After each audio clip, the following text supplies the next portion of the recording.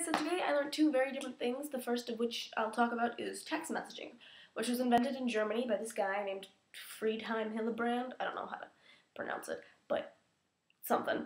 And he developed the concept of 160 characters per text messages.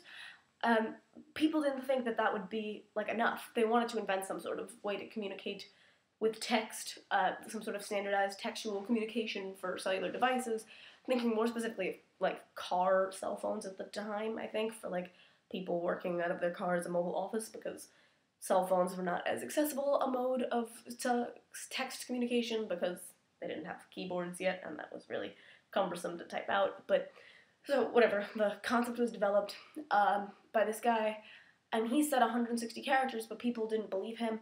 And, at first, the technology was developed so that they could get 128 characters, but then they kind of got rid of some available, symbols and letters and numbers that you could use, making them so that they were only, the essential used ones, and they were able to finagle it so that they could fit 160, but people were still saying that that wasn't enough. He did research to find reasons to use 160 characters per text message, and the two things that he said that really, verified his point was that they looked at postcards and counted the characters on those, and it was, on average, 150-ish.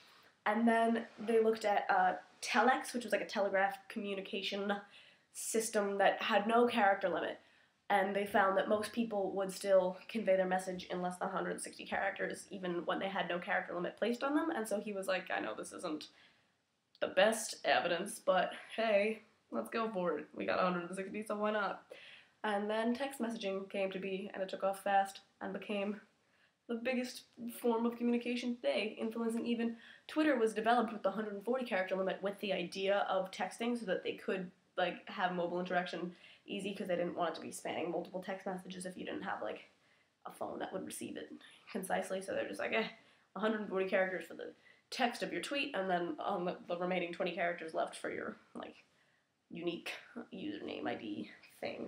And the second thing I learned today was that Charlie McDonnell is scared, and that the entire internet has come together to support him in his fear, which is really inspiring to me. I had known that Charlie wasn't posting videos a lot, obviously, because I am a YouTuber, and I would notice if he posted videos, but he hasn't.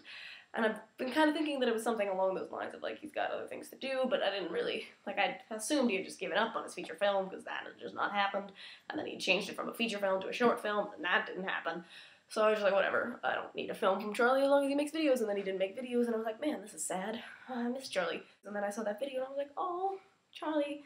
And then I read the comments, and every single comment was like, don't worry about what other people think, you're the best YouTuber ever, you go, man. And then I saw videos from, Nicola, and Michael Aranda, and Rosianna, and just, all these people. Those were the big three that I watched. Tons of people made videos, though, and were just like, Charlie! Don't worry, it's a human thing. You should make videos. No fear, Shakespeare.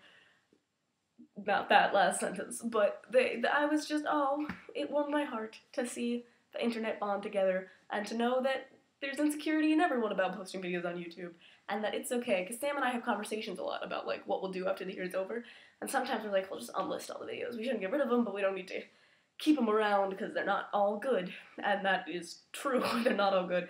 And if I'm not proud of a video, I won't tag it so that no one can find it unless they go out of their way. And then when people, post hateful things on my videos, I'm like, wow, you literally went as far out of your way as possible to find this video only to berate it, so I can't help you. And it makes me feel better, but I feel like if I ever really, tried to push for my videos, I would get a lot more hate. And a lot more love, but a lot more hate, and then I would be sad. But everyone has that anxiety, which makes me feel better and more comfortable about being on YouTube in general. So yay, and bye.